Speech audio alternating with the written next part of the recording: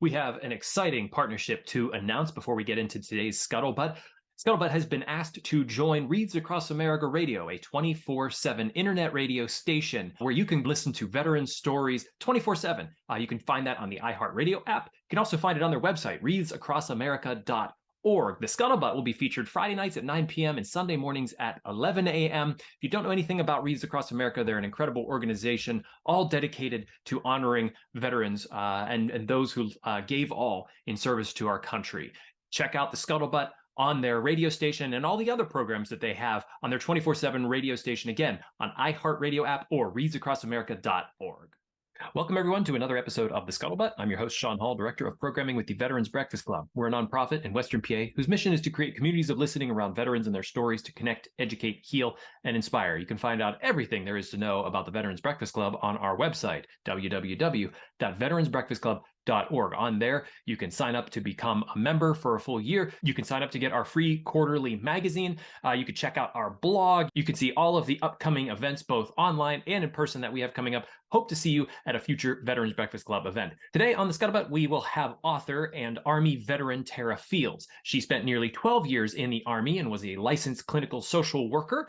She continues that work on her own now. She is the author of the book Tracer Patient. Through this book, Tara wants to shine a light on mental health and how it is perceived and dealt with in the military.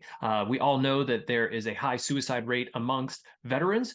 She is a survivor of suicide herself, and she brings all of her experience into this novel. She wants to provide really impactful solutions to the military about how they need to deal with mental health at a high level. She wants to spark action. She wants to motivate readers so that they can see through her eyes what she dealt with in the Army and how she wants the system to be better. This book is for everyone. It's not just for veterans, it's for non-veterans as well. And I hope that you sit and listen to her story. It is certainly one that you don't want to miss, especially if you have a passion for helping veterans as she does. So thank you for watching. Please like, share, subscribe, and ring the bell on YouTube so you're the first to know whenever we release new episodes. And you can always reach out to me, Sean, S-H-A-U-N, at veteransbreakfastclub.org if you have any questions or thoughts about this book or any ideas for future Scuttlebutts. I'd love to hear them. Thank you so much and enjoy the show. Joining me today on the Scuttlebutt is Tara Fields. You are a former Army officer, veteran, but also you are the author of Tracer Patient. So excited for you to join me on the podcast here today. I'd love for you to introduce yourself. Yeah, Sean, thanks for having me. So Tara Fields, I'm a former Army officer, almost 12 years of service, both in the National Guard and then active duty. So I had 8 years active duty service, transitioned to the Guard, and I operated in 2 different states as a clinical social worker after having gone through the Army social work program. I too am a military spouse. My husband continues his service today. He's almost in at 16 years. And so, yeah, definitely getting team Fields. Yeah, Team Fields. All right. I like that. So when did you go in? It was 12 years and you were out about 5 years ago? Yeah, so that's correct. I joined in 2007, direct commission OCS. And then I went through the Army. I went through the Army social work program in 2012. And so that required a rank reduction, which is part of why I then transitioned to the Guard. I didn't get promoted, would be a 2-time non-select, back to captain after giving up the rank of captain to go to the social work program. But it's funny how things work out. Anyway, so yeah, I was commissioned in 2007 and I resigned my commission in 2019 to publish the book, Tracer Patient, a game changer to mental health across the military. We definitely want to get to your book. I want to dive a bit into your service because there's certainly a reason from your service that you wrote the book. But in 2007, that was around surge time, I believe. Why at that point did you decide that you wanted to enlist in the Army?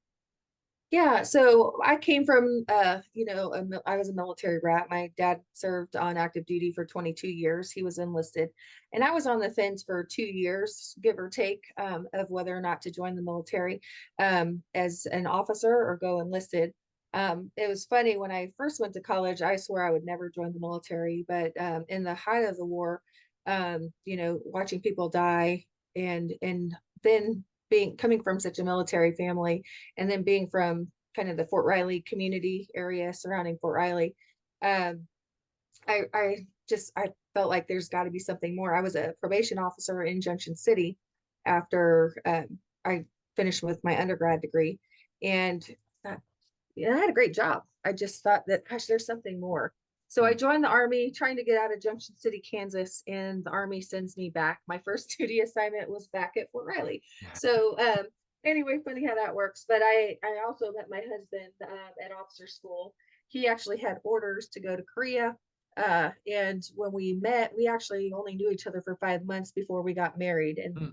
talk about a leap of faith, but he would have been off to Korea had him and I not got married. And so off we came to Fort Riley, and we've been happily married ever since, 15 years and 4 kids later. So they're getting us double time. Oh yeah, no, I got two. I can't imagine four. Now this, I warned you before we started recording that I'm a civilian. I get to ask really dumb questions. You seem to say that you went the officer route instead of enlisted, and I said that you enlisted. Is that something that's different for like our civilian audience? Is I thought everybody enlists, but is there a difference between enlisted and officer? Yeah, so actually you're partially correct. So when you direct commission to go to officer school, I was actually enlisted for all of basic training. So because I had my undergrad degree, I had a 4 year degree already, gave me the opportunity to then go direct in as an officer. Hmm. And so, but while you're going through basic training, you're a specialist, and then right when you graduate, you're a sergeant, just because you have to hold the rank of an E5 to go to officer school. And so I never really wore the rank, but that's just kind of the protocol, if you will. Hmm.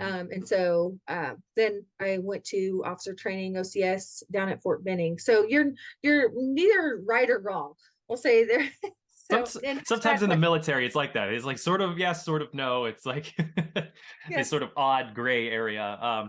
But what I find interesting is you came from a military family. You went in. Did you? Was it sort of a culture shock for you at basic, or was it sort of like, oh, my dad was worse than this? No, I think being that I came from a military background, my dad, I think, and other people around me prepared me for basic training. What was difficult about basic training is I was 25 when I went through Mm. basic training for whatever it was, 13 weeks. And I'm there with 18-year-old knuckleheads, which is something that I talk about in the book, because like I was a knucklehead at 18, and we should expect that these kids coming in at 18 are going to be knuckleheads. And so, I think this is also boding some problems when we live in a culture of like expediency. We want it now, but we need to understand what's coming in, who's coming into our military. And at 18 years old, we need to expect we're recruiting kids from broken homes, inner cities, people coming from trauma, and our knuckleheads, because one, your brain's not fully developed at 18 until you're 25 as a male. And so we kind of need to normalize what we're seeing in that population. But I think back to your question about basic training, that was really difficult because we were getting smoked and having to do push-ups and all these kinds of things for people that were being knuckleheads. And I'm like, just get your shit together, let's go. Like we got, but at the same time, you also learn that this is a team. This is your new family. They Mhm. break you down to then build you back up, and so you kind of start to enjoy the process, or at least appreciate the process, as frustrating as the process was. So at a certain point, you decided to go into social work. What Yeah. necessitated that change? And you mentioned that you had to take what was it, a D rank, Yep, a rank reduction. a So, rank um, reduction. yeah, so after it during OCS, officer school, there's several different branches that you could be assigned, and there was only one medical service corps officer, which would have been where I needed to be able to go to the social work program without having to take a rank reduction and a branch change.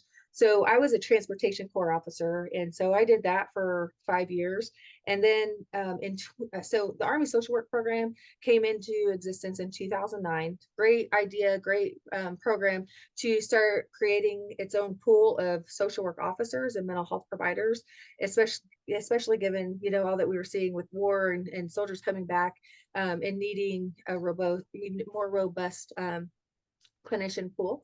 And so, But in 2009, when they created the program, there was no way yet for people that were already commissioned to transition into the Army social work program without taking rank reduction. So when they sent out this message that said, "Hey, we're looking for other people that are already commissioned to go through the program, and this is how you would do it." So, I mean, I called them the next day and they told me, "Hey, you're going to have to take a rank reduction to do this." My boss at the time at Fort Riley, Colonel Lambert, I will never forget. He was cautioning me out of, he said, "You're doing this at the wrong time. We're getting ready to go through a rank reduction." I sat down with him, I laid out this plan, and he said, "You've obviously done your homework, so I'm going to back you." And he signed the packet, and lo and behold, he still to this day hasn't told me "I told you so," but he didn't have to, because um, years later, I would be two-time passed over for promotion to back to captain after I'd already held that rank for over a year. And Mhm. so I talk about this in the book because of how we mismanage our talent in our military, and we send these people packing, is really, and really when we're stacking up bodies left and right to the suicide pandemic that we're dealing with right now, really we're not able to hold on to this pool of officers that we've spent over $70,000 to train, but yet we're sending them back to the civilian sector. That's a problem. Yeah, without we've talked a lot on the podcast about that transition back and how the military does a really great job of getting you into the military, but not such a great job of getting you back to civilian life. If probably, would you say, a bad job? Yeah, well, I will tell you, I think just this is Tara Fields talking here. An argument that I would make is we actually do a terrible job transitioning people from the civilian sector into our military. And this is also something I talk about in our book. Hmm. Again, we know next to nothing about these service members that are coming in. And especially when we're here talking about PTSD, this month being Suicide Prevention Month, or Hmm. PTSD, actually, PTSD Awareness Month. Um, but when we are recruiting these inner city kids or kids coming from usually a lot of, and I wouldn't say usually, but I would say 60 to 70% of who we're recruiting is coming in with a good amount of trauma, and we don't know it. And so what better basic training than to do assessments and evaluations at the door. And I'm talking things like the adverse childhood experience scale, which is called the ACE, which it's a 10 question questionnaire. And based on that, a high A score is 4 higher. I will tell you 70% of who we're recruiting to come into our military have high A scores, and we don't even know it. And Hmm. so we're coming in with trauma, which when you've dealt with trauma your whole life, it's you've lived in an erratic past. You know how to cope when bullets are flying, because bullets have been flying, so to speak, your whole existence. Um, and so we need to bring those people into our military. We need them to serve. They do well when we deploy, typically, because they know, when there's no gray space on the calendar and we're going on this mission, they know how to do that.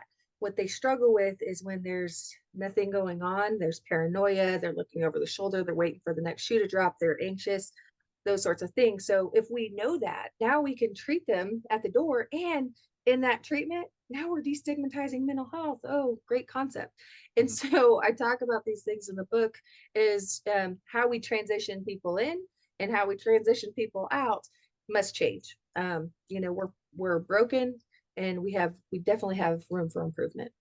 So how can the military? We're kind of jumping straight into it, which is fine. How can the military, if somebody comes in with a low ACE score, if they need a social worker or somebody to work with them, or what can the military do to provide them mental health therapy or treatments throughout the course of like basic, where basic is very much about breaking you down to build this team, build this new soldier.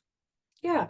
Well, I would say whether high or low A score, we're learning more than we know now, with them coming in. And we need Hmm. that baseline testing, because make no mistake, we're bringing them in to a pressure cooker. Okay. The system by itself, for most people that have not experienced the military, is traumatic. Okay. They're leaving home. They've never done this before. And that's without, let's just say, no trauma. Let's say a zero A score. It's like going, I tell my patients when I'm assessing them in treatment, think about your first day in kindergarten. We don't know if mom's going to be back. We don't know, like, because we've never been in kindergarten before, Hmm. right? So then when mom comes, we're like, oh my gosh, we're relieved, like, okay. And then we do it better the next day, and the next day, we get better. Okay. But that first day, you probably don't sleep well. Think about any of those first, Hmm. first podcast, first, whatever it is, it doesn't matter. You're going to have a certain level of anxiety, because anxiety is actually a good thing. It's your body's preparation for something it's not done before, or doesn't know exactly how it's going to go. It's a beautiful thing when managed. Okay. When, And oh managed. gosh, I've not felt this before. Let me manage that. What's that? Okay, what's going on here? And now we're self-regulating. Hmm. Okay. And so that's really what we have to teach these patients, or these recruits coming in our military, is that, gosh, especially so many people don't know how to self-regulate. And now you're going to come into a pressure cooker. And if you already struggled with self-regulation and other behaviors because of trauma, you're really going to struggle because you haven't got those tools and skills. And so uh, we can do things. Actually, I was meeting with some leadership at Fort Riley a couple of days ago, and we were talking about different ideas that I've highlighted in the book. But um, at Fort Riley, even if we're waiting on mandates to come down and all this, at Fort Riley, what they've discussed is potentially doing this at the reception site. So when we get new soldiers coming into Fort Riley, we can do some of this at that reception site before they go Hmm. to their unit. So it's pretty awesome though. At this point, just I've really feared when this book came out, having worked on this for 5 years, really feared how it was going to be received. And you can see over here, there's a anxiety ladder actually that I showed patients, and that's actually my anxiety ladder Hmm. that I did 4 months ago, and I just kind of show it on the wall. But at the top was book reception, because I'm ruffling the feathers of our federal partners to say, hey, we cannot continue doing this. And that's a scary feat, especially given the fact that my husband's still active duty. I'm not trying to piss in anybody's salad, or make anybody look bad. In fact, like, our pants at our ankles, and I'm trying to help us, help our leaders just be better moving forward. And I know there's things way above even the leadership that I met with at Fort Riley, even above their heads, that has to change. And Hmm. I said, hey, I know this stuff is way above your head, but you can start affecting the culture here at Fort Riley. So we talked a lot about culture and training, those sorts of things. So Did they seem receptive to that? very much so. And I'm grateful for that. Fort Riley, I'll talk specifics. They recently, within the last 2 weeks, had what's called a suicide stand down, because they've had so many suicides, not just here at Fort Riley, but throughout the Corps, which I think is 4 or 5 installations that constitutes the Corps. Anyway, but they've had 25 suicides at the Corps level since January 1st. Hmm. And so they had a suicide stand down a couple of weeks ago. And I And think these, I'm sorry to interrupt, these are active duty? active duty service members that have taken their lives. Yes, sir. Hmm. Um, in your first time when you first got in, what did you notice? What did you see a part of the people around you that made you decide I want to go into social work, or was social work always something that you were interested in? No, social work, it was never something that I didn't wake up one day and say, you know what, I'm going to be a social worker. And it wasn't really until a social work program, came out with this mandate, looking to be able to transition soldiers to, and I guess maybe within the year before that, there'd been talking about it. And I had my undergrad in psychology, which, so the field kind of came maybe a little natural to me. I gravitate to people. I love engaging with people.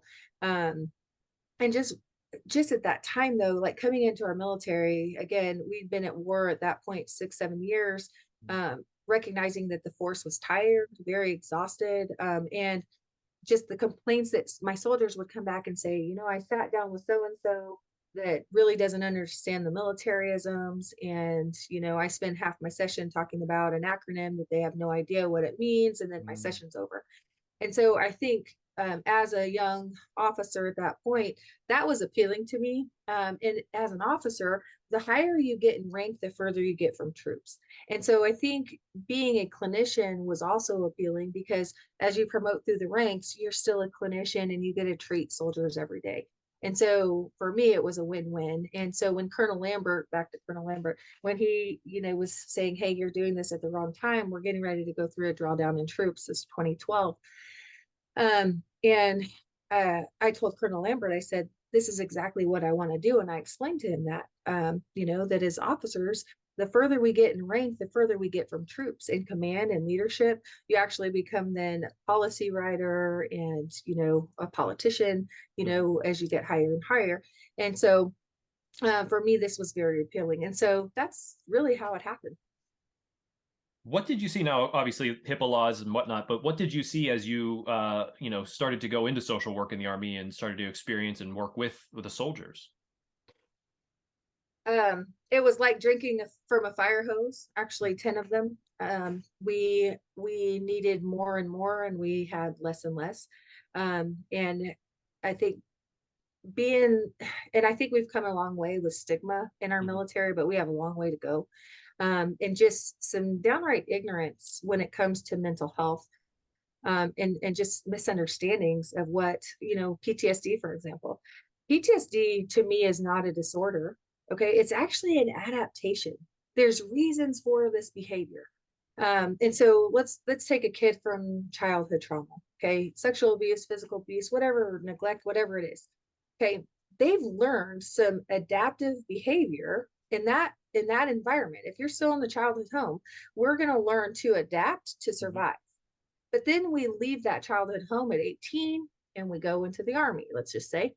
And now that behavior that was once adaptive in that childhood home, we've now changed our environment and it becomes maladaptive if we're still utilizing the same behavior that boded well there, but the environment changes. And that's the problem with PTSD victims, or people that have, this post traumatic stress, is the ability to bounce back or readapt. Okay. Mhm. Is a recognizing that actually real versus perceived threat. We perceive, because of the amount of trauma that we've come from, especially if it's not just one or two isolated days. We're talking about 18 years of childhood abuse, trauma, things from inception all the way until they leave.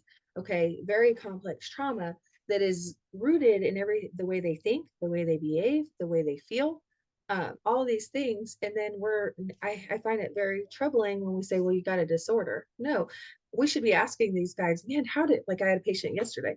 She had a 9 score, very high trauma." I said, "I should be asking you, how the hell you survived all this? Like, you have impeccable survivability skills." Which, and so when you kind of start talking from a place of strength, it gives them more power that they didn't have. Mhm. Okay. And then we come into the military and let's talk about the power, the power dynamic, right? And this is any hierarchical culture. This isn't, I'm not talking bad about the military. It's just the nature of what we do and what we have to do. Mhm. But you come into this military dynamic that has this hierarchical culture, and we feel like, okay, I didn't have power here, and now I come here and I'm a private. But learning that this power control dynamic is not about rank, it's about self, it's taking care of self, okay, and managing self in the constructs of the system. But we look at that and say, "Oh my gosh, well, I can't talk to so and so, or I can't elevate this, because I'm afraid I'm going to get, an Article 15, or I'm going to get in trouble for articulating this." So then we're quiet. And I actually talked to the general and the hospital commander for Riley about this very thing. This idea in the military, and this is where I think a lot of our anxiety comes from within the system, Mhm. is that we have to just shut up and like it, or there's a perception that we just have to shut up and like it. But in the book, I actually talk about how we have to have assertive conversation, and we need to actually add this to one of our military values. Okay, we need to have assertive conversation respectfully. Okay, I need to be able to tell the general as a captain, "Hey, sir, we've got some major flaws here, and these are some concerns that we have." And be respectful. But when we don't feel like we have the ability to do that, and we have to hold that, that becomes a wrecking ball in your head. And this breeds one of two things. In the worst form, okay, with anxiety, we continue to stuff and stuff and stuff and stuff, and we start saying things like, I don't matter, nobody cares, why am I here? Mhm. Okay, and one of two things are going to happen. Okay, over time, we're gonna stuff so much that we're gonna want to explode.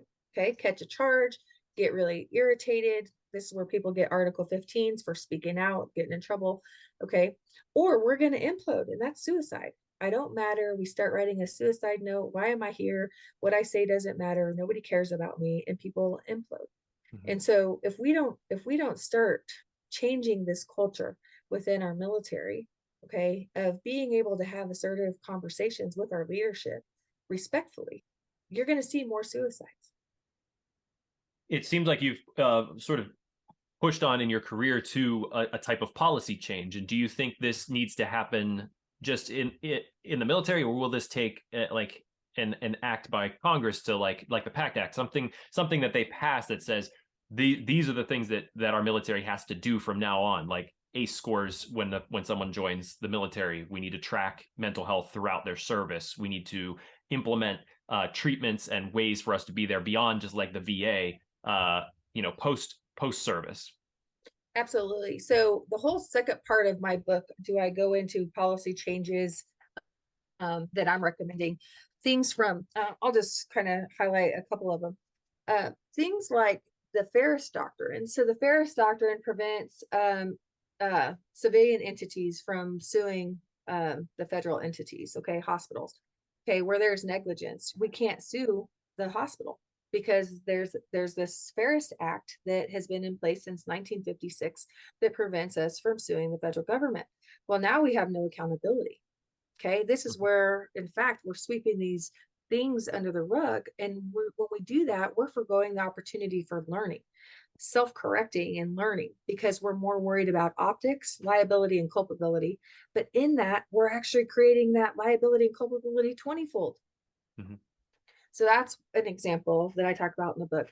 How we bring soldiers in is another thing that I think we need to change systemically. How we're bringing people in.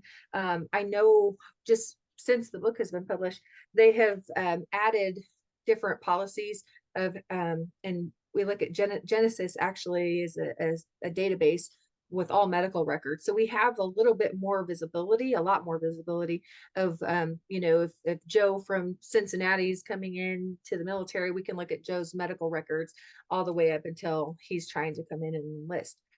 So we have a little bit more visibility, but the visibility is great, but we need the visibility plus now the treatment aspect. And what better place to do that than at the door?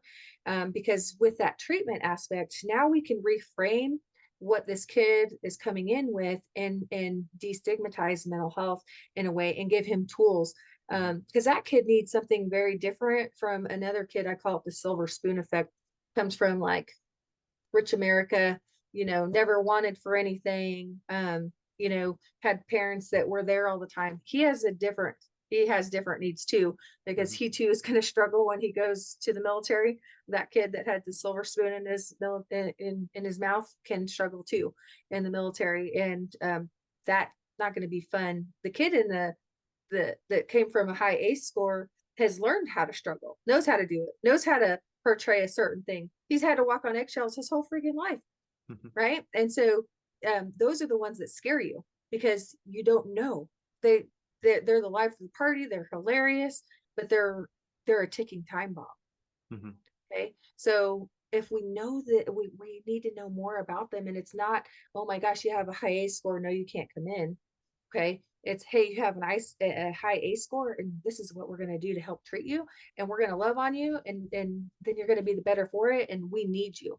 Okay, make no Yeah. mistake, we are 30% of our nation is even capable of serving in the military based on the medical standards alone. Right. Okay, 30%. Okay, so look, like we're sending these soldiers out for minuscule stuff or building counseling and chapter packets because they're being knuckleheads from 18 to 25, doing stuff that's pretty normal. But just think, none of us got bread overnight. right? None of us got to where we are without somebody taking us under their wing and mentoring us. The military, we've gotten so far away from mentorship. And I blame this in large part by the war. Okay. 22 years at war, and we've been training, deploy, train, deploy, constant. And we have a force that is exhausted. Yeah. Okay. And so when we look at those federal mandates and going to our politicians and saying, hey, okay, we need to turn those floodgates off. However, okay, but those mandates that come down, we have more and more mandates and things that we have to do, and we have less and less personnel because people are getting out in droves. They're being pushed out for Article 15s for minuscule stuff where we should have been building a counseling packet and mentoring them to better days, but instead we're building a counseling packet in a way to get rid of them. Okay, and that is wrong, and that's negligible, and fiscally irresponsible. On one side, it takes a lot. It's I think it's $70,000 to get an E1 through his first 3 years of enlistment. $70,000. So when we're just like pencil whipping all these, okay, get him out. He's not conforming. He's not, because we have a tired force. That's a culture problem. Mm-hmm. That kid's doing normal stuff. Okay, coming into a military that is tired and doesn't want to hear it. And so we are negligent. Our system, our culture within a military is negligible, and everybody in it that continues to do and just look the other way because it's how we've always done it. And so more than anything, without a mandate, changing the culture starts with each individual. Right. And so the book really serves as a mirror. And I put this book in front of you, and if you're exuding some of the policy or some of the characteristics that I talk about in here is toxic, then you need to look at yourself in the face and say, okay, what do I need to do to address this? If I know that Sergeant so-and-so has a 10 ACE score, and, I'm calling him every name in the book and wondering why he's shutting down, or, all of a sudden he went AWOL. Okay, we need to address ourselves. Okay. And see, and I think even beyond the military, I say this, I think we should walk around with our ACE scores on our head. Think about how differently we would interact with people if we knew that they had a 6, 7, 8, 9, 10 ACE score. Mm-hmm. Okay. Now, of course, there's some people out there that aren't very nice and that will take advantage of that. But think about that. If we knew, man, that makes more sense. It makes more sense in the behaviors that I'm seeing. It changes the dynamic. And right. I told the leadership at Fort Riley, I'd love to come train you guys. I'll train you guys pro bono if I have to, because I'm sick and tired of watching these bodies stack up in the system. It's just it's certainly telling where like the military, that's not a one size fits all. It's like, hey, this is our basic. We're going to break you down. We're going to build you up. But we want to create, and I've recently talked with a Marine who said, we didn't want everybody on our team. If there was somebody that was slacking, if there was somebody that, couldn't cut it, we didn't want to be in combat with them. And that made sense to me. I understand that you don't want somebody on the squad that you aren't, fully trusting in a combat situation, certainly in just like Marines, but also Army. But you make a lot of sense and a lot of good points in the idea of, if they're going to break you down to build you back up to be the best soldier that you can be, then why not add this a part of it? Because this only aids that. This only helps to create the best soldier possible. Yeah. And you used a very critical word right there, is trust. And back to your example, trust doesn't happen overnight, right? Trust happens in training and reforming and saying, oh my gosh, okay, dealing with conflict, or saying, hey, Joe over there is not performing to our standard where we are. Okay. The ownership of the group is saying, okay, yeah, we need to help build him up. Okay. And some people are just downright going to resist. Okay. I use this example. There was a gal in basic training who, her dad was a sergeant major. She absolutely did not want to join the military. Her dad made her join the military, and she was not having it.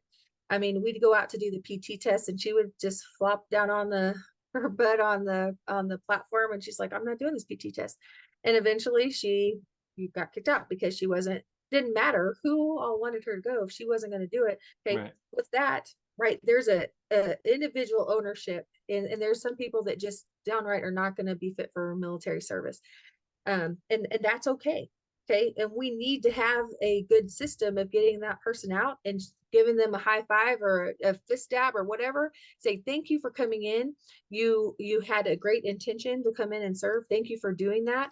It just wasn't going to work out. But instead we cast a freaking, knife in their back and chastise them on their way out. That does nobody any good, because what we just did, that person is a recruiter. Okay. How you transition somebody is going to dictate whether or not they speak highly of the organization or negatively, Hmm. Completely. and so. So when you decided to resign your commission, I'm sure that was a difficult decision, but you said it was the reason for doing that was to write the book. Yeah, And absolutely. how did you, one, I'm sure it was difficult to make that decision, and how did you come to that? And two, how did you start writing the book? Yeah. So, this part is hard for me to talk about. Um, I miss the military every day. Mhm.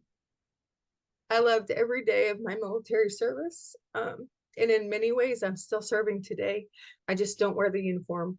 Mhm. And I knew if I was going to write this book, I had to take the uniform off because, like I say in the book, and I told my brigade commander the day I resigned my commission, sir, if I stay in uniform, if I stand here in this uniform where I stand, I'm going to end up in Leavenworth, conduct unbecoming of an officer, because we can't speak out in that uniform. So I knew I had to take the uniform off to do what I knew must be done, Mhm. to take this to policy writers, because it doesn't matter at our level, whether we're in the military or you in that studio. Okay. If if at the lowest levels, okay, we're peons down here, right? Down here at the lowest levels. It doesn't matter what we do if the policy doesn't match what's going on here. And there's Mhm. such a disconnect. And so the book became, how can I capture the disconnect? And how the book came to be was, so when I first, so eight, 8 years active duty, 4 years in the guard. So when I transitioned, when I got forced out of the Army, as an active duty Army officer, I was actually in the midst of the social work internship program. So I was at Fort Hood during that time, How did you get and forced out? forced out because I got passed over twice for promotion. So I Okay. basically got a pink slip. And at the Mhm. time I was in the Army social work program, and they couldn't tell me anything I did wrong. There was nothing in my record whatsoever, that would dictate. And all I can deduce is that they saw Lieutenant OER, Lieutenant OER, Captain OER, Lieutenant, and they thought she did something wrong. So I got passed over in the middle of the social work program. And so then, 11 days from when my final out day was supposed to be 1 February of 16 or 15. Uh, I went to a recruiter in Texas, and they said, hey, what we're going to do is we're going to blast an email to 54 states and territories to see if they would be interested in funding the rest of your program, as an internship, or the SWIP program, internship, social work internship program. So they did that, and Texas came on board, and they ended up funding my last year. So I stayed in the same clinic doing the same work. It was just a different funding source.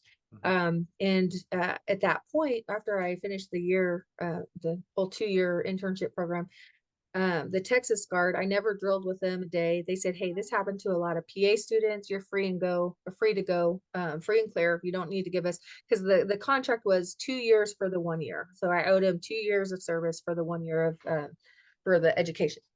Mhm. But my husband got orders to Virginia, and at that point, I could have walked away free and clear from the military. Well, I didn't take this rank reduction just to walk away from the military. Like, this was, my plan was to do 20 plus years. Mhm. And at the time, I was just very sad and deflated, because I was like, how in the heck did this happen? I felt gut punched, really, Mhm. that this would even happen. But so in the IST, I interstate transferred to Virginia, because I said, the Guard doesn't have therapists, and they need therapists. So I said, well, I'll learn the National Guard and we'll go on about our day. Well, I get out to Virginia, and I was out in Virginia National Guard for 2.5 years. The weekend I arrived, we had a suicide stand down because they had had 4 or 5 suicides within the previous maybe 6 or 8 months. I can't recall. And so got just very motivated to make changes, got boots on the ground, and was very active.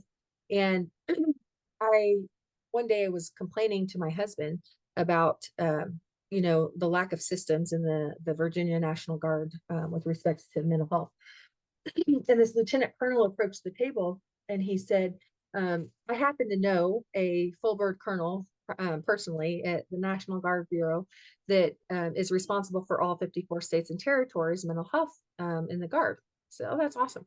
So he gave me her contact information. I emailed her that day and met with her at the Pentagon 3 days later. And she shared with me at that point that there was 4 states and territories that didn't have full-time mental health providers. Virginia and Kansas were 2 of those 4 states. I thought, well, that's interesting. So that started this kind of just uh, I was just tenacious about, okay, if that's where we're at, that's not where we're staying. So I put all this stuff together. I got with her. I asked her who was, paving the way in her view, what states was reaching out to them for their policies. What are they doing? How did they get to where they're at?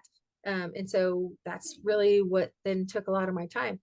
I presented the general, it was like 37-page PowerPoint presentation about how to do this, how to fund it, why it's needed.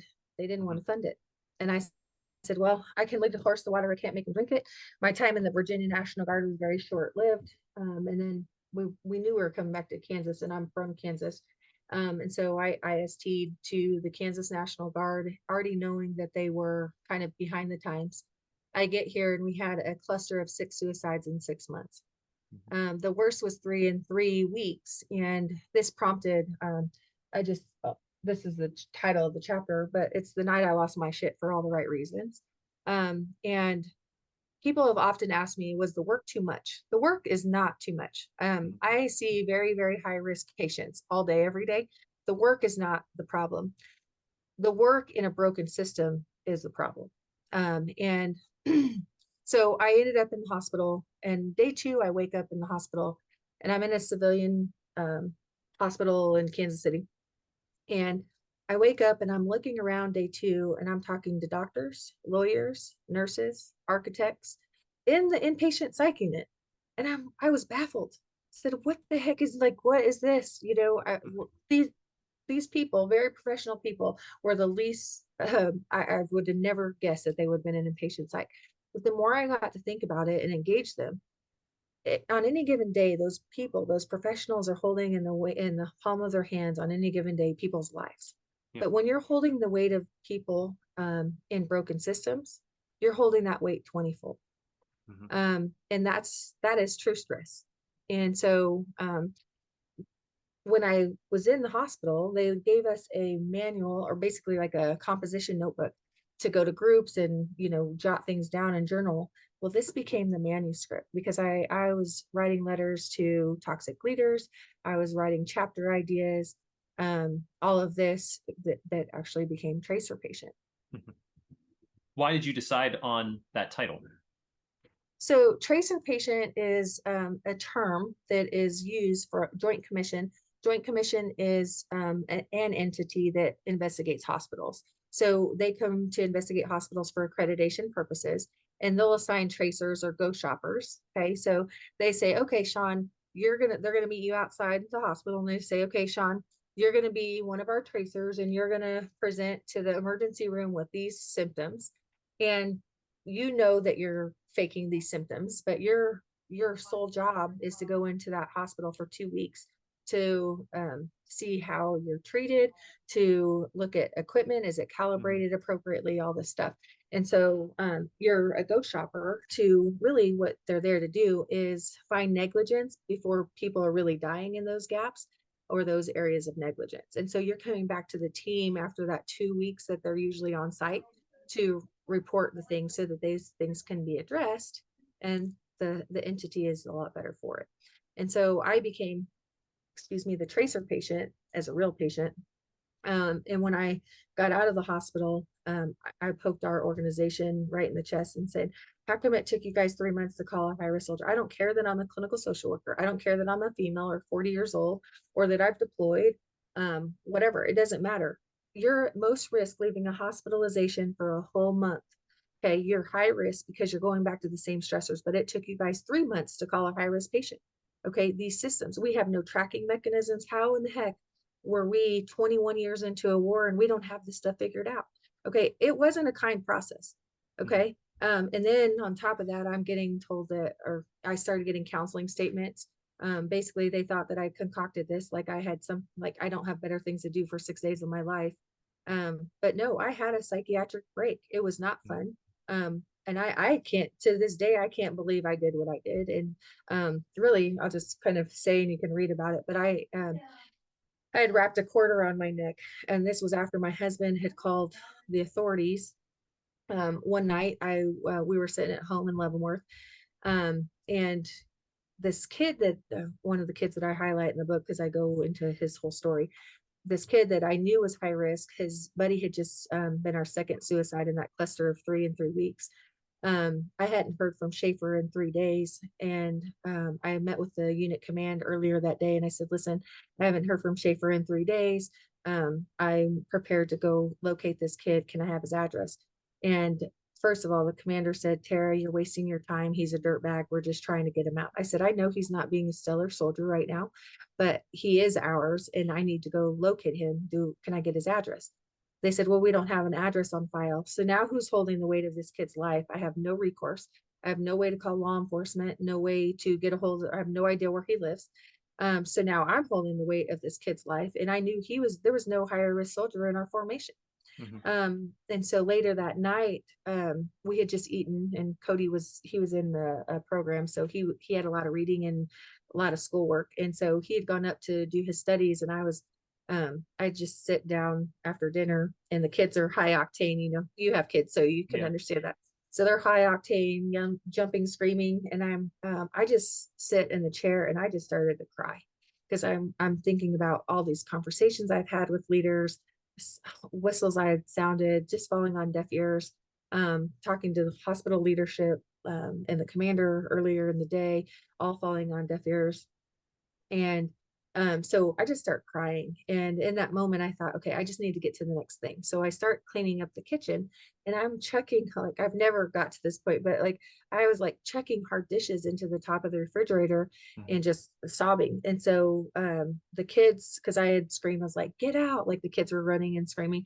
So they go upstairs and they're like, "Something happened with mom." So Cody comes down, my husband, and he's like, "Tara, just calm down." I said, "Cody, this organization, they don't care about its people." I said, "Schaefer is going to be our next suicide victim if we don't do something about it." And he said, "Tara, just calm down." So at this point, the kids start trickling downstairs, and I don't want them to see this. So I go into the garage. And the statement that I made to him in that moment was, "Does one more expletive word, provider, need to kill themselves for somebody to wake up?" Because we had just actually, in that cluster of three in 3 weeks, we also had a civilian commit suicide that was a clinician. Mhm. And so anyway, I say this, and I said, "Well, maybe if I took that rope by that rafter, I could wake somebody up." And my husband has never heard me talk like that. So he set foot back in the house. He calls the authorities unbeknownst to me. And about 10 minutes later, I step foot back in the house, and I'm talking to my daughter. And I talk about all this in the book, but Mhm. and up to that point, I'd explained to her about suicide. And I had told her up to that point that, some people just sometimes don't want to live anymore. They're so sad that they don't want to live anymore. And she sees me still very much crying. And she said, "Mommy, do you want to live?" And I'm thinking, how am I having that conversation with my 9-year-old? Mhm. And then at the same time, my son's coming to the door, going by the door, and he's seeing police respond to the door. We've never had cops at our house at that point, 10 years of marriage. And so Bo, my son, says, "Mom, why are the police here?" And then it kind of snapped me out of this state that I found myself in. And my husband's looking at me like arms out. He's like, "I didn't know what else to do." And I said, "You call the cops." So I'm trying to get myself together. And the cops come in, and I explain, "I'm not suicidal. I'm not homicidal. I am concerned about Schaefer." And, so I go through all this. And they said, "Well, now that we're here, you have to go to the hospital for an evaluation," which I understood. So my husband said, "I'll take her." The cops leave. they go on about their shift. They didn't head to the hospital. So we get in the car with all four kids. And I asked my husband, I was like, please just turn around. This is just ridiculous. He very delicately is like, I think we should just go get the evaluation, just follow the recommendations. And I was like, you don't get it. And this is very hypocritical as a clinician, but I was like, once the unit finds out about it, they're going to try to chapter me and all this stuff. Like, it's very real, that Yeah. perception. And I Yeah. don't know if it's real or perceived. I can tell you that I've seen a lot of packets started because people went to get mental health care, and that just cannot continue. But very much in that, we continued to the hospital. We get to the hospital, and I told him, just wait. My brother was going to come tend to the kids, and I said, I'll be in there. I'll check in. So at this point, I'm walking unaccompanied into the hospital. I bypassed the front desk, and I mean, if I was 0 to 60 up to that point, walking into this hospital, who I'm usually who they call to do that evaluation, calling on-call providers to come in and evaluate somebody after hours. And I was just like replaying these conversations, whistles I had been sounding, blasts I've been getting for, speaking truth to power. So I bypass the front desk and I go to the bathroom because I needed to use the bathroom legitimately. And this is where I know I wasn't quite well that night, because I know they're going to need specimens. I know all of these things, like cerebrally, I know these things.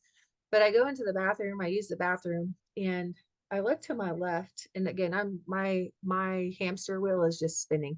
I can't believe I'm here. I just baffled. I'm considered just very scared about like Schaefer and every range of emotion. But I look to my left, and there's a cord on the wall that said pull for help. And I start laughing hysterically. And I was like, now I'm talking to the Lord. And I'm like, in this moment, I was like, yeah, no shit, I need help. I can't do this by myself. And in that moment, I just pulled the cord and I wrapped it around my neck.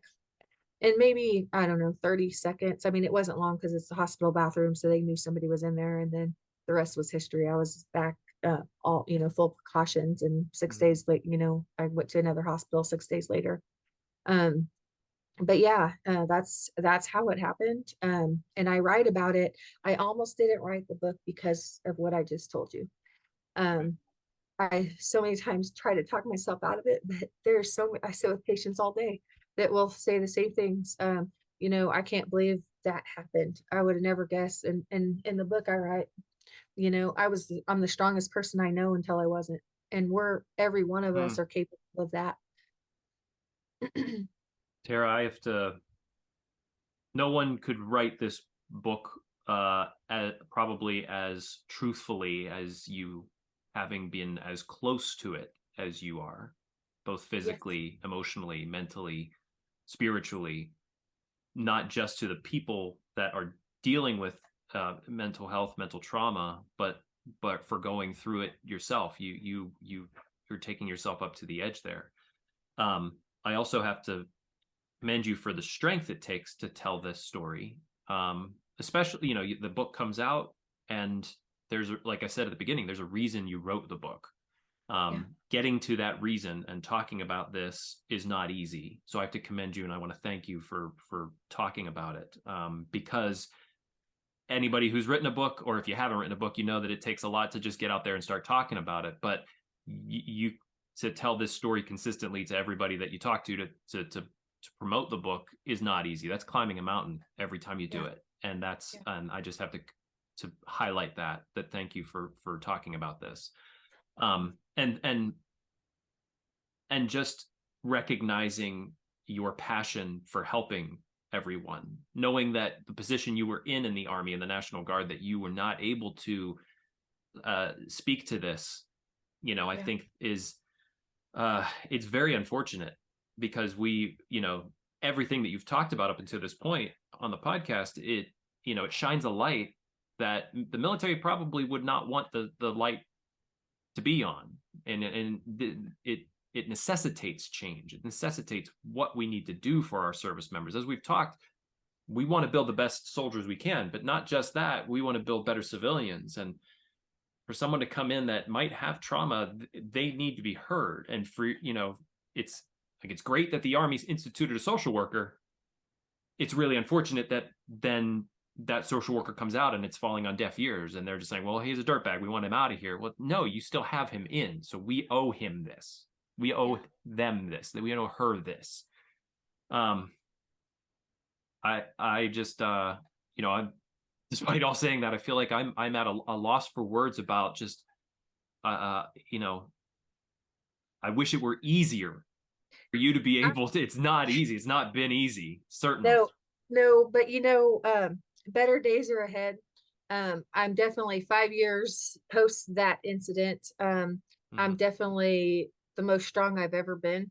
And in fact, there is an Army social worker currently that is going through an Army social work program that allows her to transition. She's going through a medical board, and she gets to come shadow me as part of a CSP program where it's like it's a career skills program is what it stands for.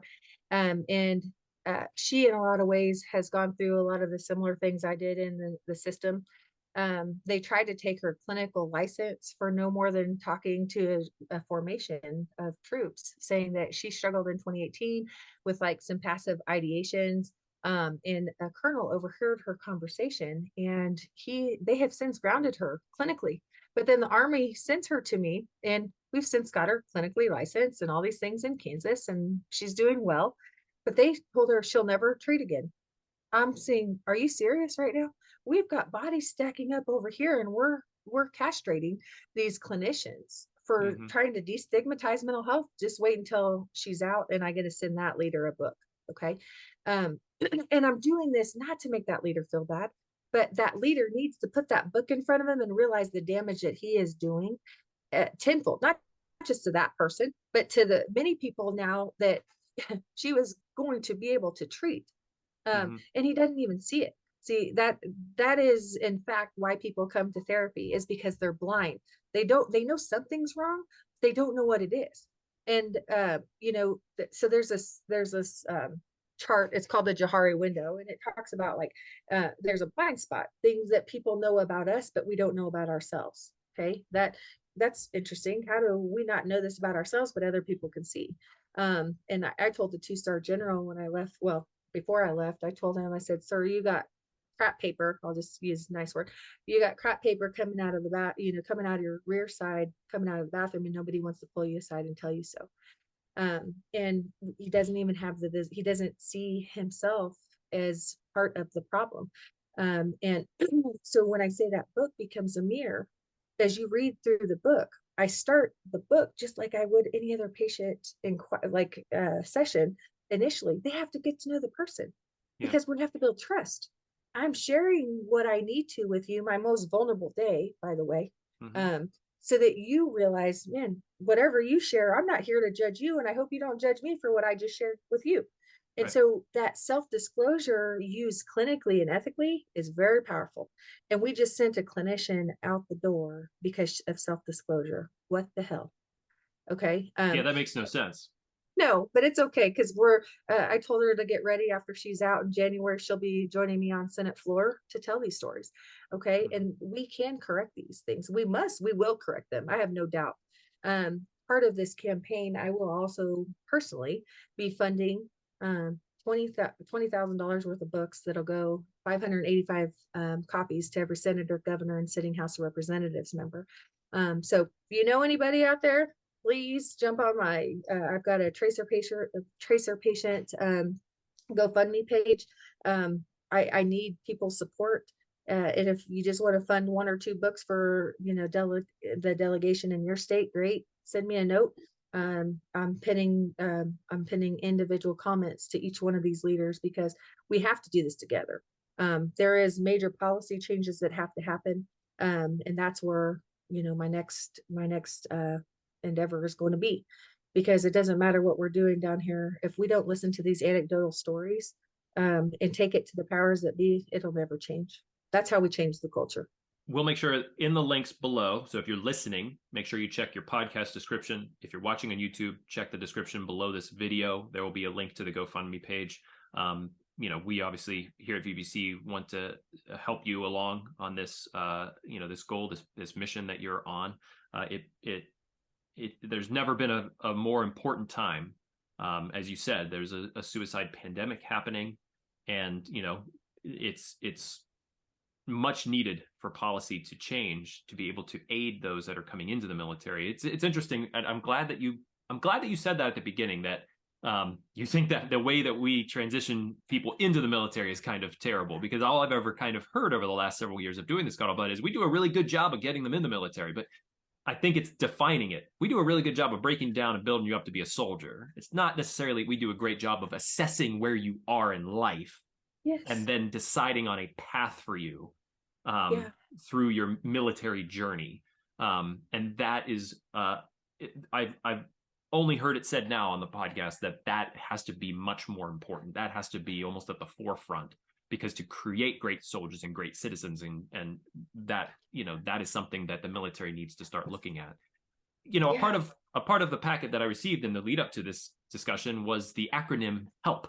Now, the Mhm. Army is no stranger to acronyms, and there's no way that I don't know any of the acronyms, barely any. MOS maybe. But can you tell me what HELP is, that you have there, and the average everyday civilian sees this? What do they need to know about HELP and what it's defined as? Well, first of all, I have to give kudos to Mackenzie, my media agent, because I didn't come up with help. I said, "Where did you get this, Mackenzie?" And she, I think, has read the book or parts of the book and came up with this acronym based on things that were in my book. And I was like, "Did you do this?" And she said, "Yes."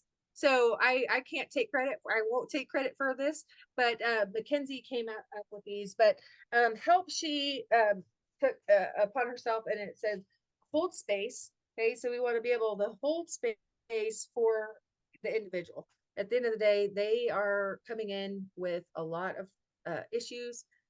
We need to be in the space, be meaningful, present, and allow them the work that needs to be done. But walking with people, Mm-hmm. okay, this idea of togetherness is powerful. In fact, Dr. Gentry, I talk a lot about this amazing clinician that has shaped me into the clinician I am. But he talks often about 60 to 70% of what a patient is going to get in trauma therapy has to do with the relationship that they have with the provider. The holding space also requires that whoever we're sitting with, that we don't offer any advice, that we're not pushing an agenda, that we're free of judgment, that we're walking with them. And I get to do this with everybody every day, which is, I have the best job in the world. Um, Boy, that's saying something. yeah. Holding space. And that is really hard to hold judgment or withhold judgment. It's really Mm-hmm. hard sometimes because we too have baggage. We too get triggered by things and get called to recall different things based on our experiences. The E stands for effective treatment. It's funny. I have since created a T4 therapy, which it stands for two things: T fields, trauma therapy, and training.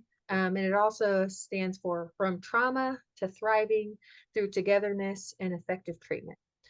Okay, so that's the business that I now own and operate. But effective treatment, I will just tell you, we came from Boston. We went to Boston a couple weeks ago for the International Trauma Conference, and I was very nervous. I actually took a whole box of books, and I'm standing at the podium and asking these very. I mean, these are the people that you read in all our manuals, guys that have been in this business for years and years. And I'm asking, will you join me at Senate hearings? This is you are the subject matter experts in this field. And when they're telling us that we're not doing anything close to effective training and treatment with what we're doing right now, I can't do this alone. So I'm recruiting. So I pinned lots of comments to, I've given out way more books than I've sold. But at the end of the day, it's like we need to work together, and we've got to come together, not just in our military. This is nationwide. This is worldwide, which was so fascinating to talk and engage with these powerhouses throughout our world about what is effective. There was a gentleman by the name of Dr. Matt Fleischman. He is the guru for what's called biofeedback. And he was talking about all his research, 20 years of research and all these papers and, documents that he had. And he took it to the VA, and the VA dismissed it all. Mm-hmm. And I was baffled, but he said they dismissed it because it's effective. The VA didn't want to hear it because they have their own way, and they're very medicine driven, medication driven. And they didn't want to hear it. But after 20 sessions of biofeedback, that's 30-minute sessions, people were well and better and off medications. No, they didn't want to hear it. So after his iteration to us, I went up with a copy of my book and I said, get those papers ready because you're coming with me to Senate hearings. He said, I will be there. I said, you're joining. So I, got this, I call it the coalition. So we're working on, we have to come together, like effective treatment. Okay. And let's talk about PTSD for a minute. Okay. When the system, whether it's our government, whether it's a school, okay, whether it's our childhood home, all these systems that we exist in, when the system is ill, the system is causing PTSD. So is the person ill or is the system the one that is ill? But we look at people with PTSD as having an illness. No, they're just responding to the ill nature, the sickness of the system that they're in. Okay. Right. But we're calling that person ill. It's time to fix the system. Okay. The L, so getting back to this acronym, less of a disorder, same what we were just talking about. This PTSD is not a disorder. Okay. It's an adaptation. They have adapted. We've learned to adapt to the faults of the system, the toxicity of the system. And yet we keep looking at the individual as the problem. No, that's why I go after the systems approach, that we have to fix the system, address the culture. We have to make those changes. And I told the leadership at Fort Riley, I'd love to bring this to you pro bono. I'd love to help you do this because at the center of our country is Fort Riley, right? Kansas, center of our country, by no mistake. I believe in this wholeheartedly, and it will start here. And then the P stands for perceived versus real threats. Okay. Dr. Gentry, in so much of his training, talks about real versus perceived threats. So many of my patients and myself, and you could probably account for this too, is when we feel a feeling of threat, it's not usually what's happening now. Something in the here and now is reminding us of a threat, but usually it's more so the stuff that's happened to us that now we're perceiving a threat in the here and now. Okay. And so if we're not addressing that linkage, okay, in and reframing different things and bringing yourself back present, all these things, grounding, centering skills, lots of things clinically, then we're going to be in trouble. Okay. We're going to be flooded with intrusive thoughts, flashbacks, and then not being able to be here and now, which is a real struggle. And look at just the pandemic that we just came out of, that, all of a sudden COVID's gone, but the pandemic by itself was traumatic for our world. Trauma. We'd never been through anything like this before. We were so isolated and carted off. And so now in the here and now, we rarely hear of COVID, but somebody gets sick or a sneeze or a sniffle. Okay. What happens? We go back to those same feelings. Okay. And so all day, every day, like this is just the innate way that our body works and our brains work. And so much of what Dr. Gentry and I try to do in the book is discuss these biological things that are at play, that if we're not aware of, we're never going to get better. Okay. So we have to, this is a cesspool of all these things. I had a patient that I actually served with. He's the only person that I know to date that has read the book from front to back. Even my husband hasn't read the book, which is, I need to get on him, but I won't take that personal. He's real busy. But this patient, he said, Tara, you scare me. And I said, what do you mean I scare you?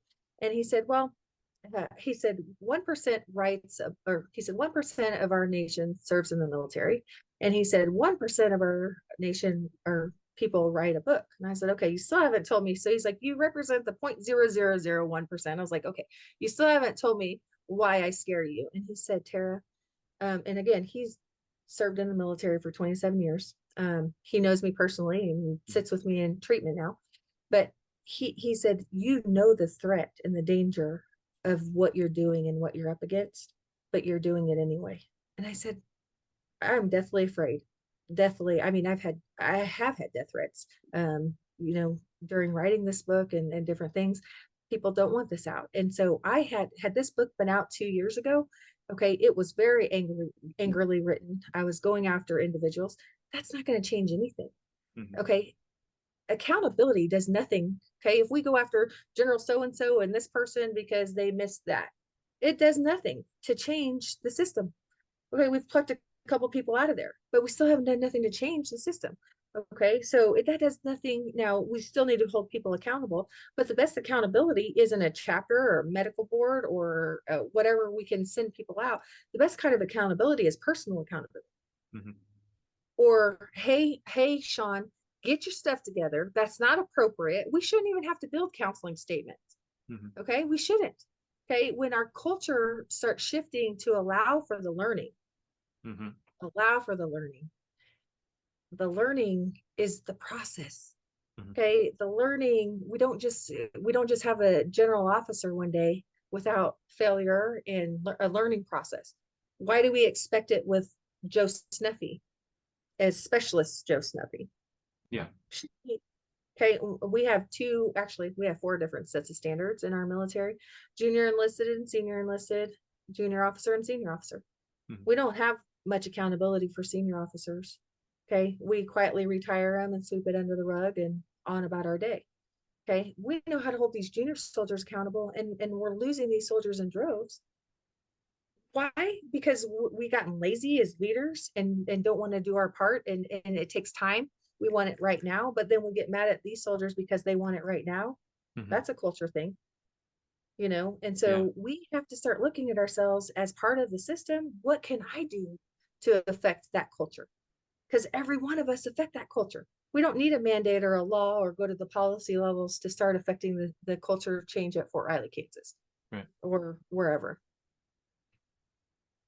Tara, I want to thank you for your time today, for this knowledge bomb that you dropped onto my head. I hope that the listeners, how can they get a hold of this book? It's a very important and poignant book about the mental health struggles that some of our servicemen and women are dealing with now, and how they can be taken seriously, and how they can have help. Where can they find this book? Yeah, so you can get this book on anywhere you can think to buy a book. You just can't get it in store because it was self-published. Mm-hmm. It did not go through a legal review. It never passed a legal review. So it was a self-published book. But at the end of the day, you can get it on Amazon, Barnes and Noble.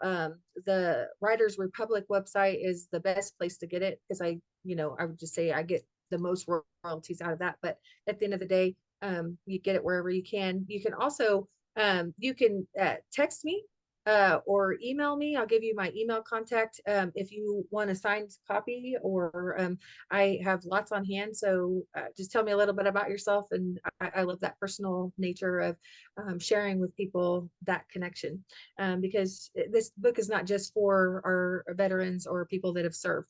Anybody that works in any system or has operated in any system, which is all of us, can understand the nuances of this book and reap the benefit of taking a look at yourself within that system to address the things within yourself to affect the change in the system.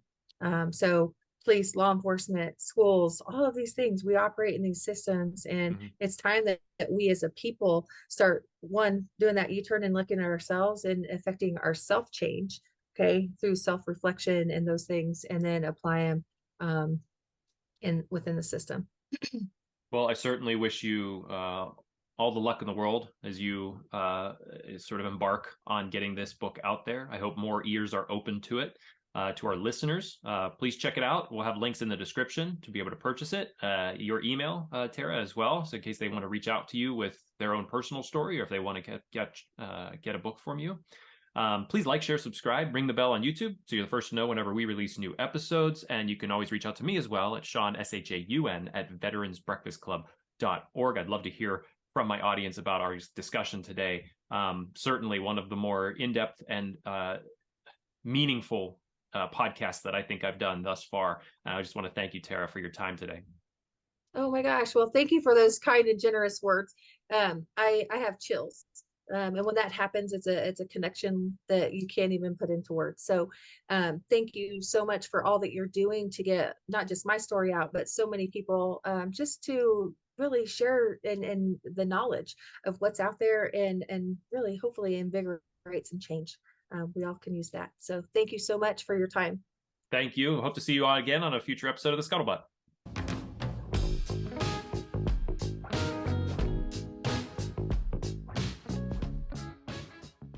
Thank you for watching this episode of The Scuttlebutt. I'd like to take a moment to thank our sponsor, Tobacco-Free Adagio Health. Tobacco-Free Adagio Health has been supporting the podcast for quite some time now. We've been so pleased to be supported by them. They are dedicated to reducing and preventing tobacco use and getting the word out about the hazards of smoking and secondhand smoke. They're all about health, so they want people to quit.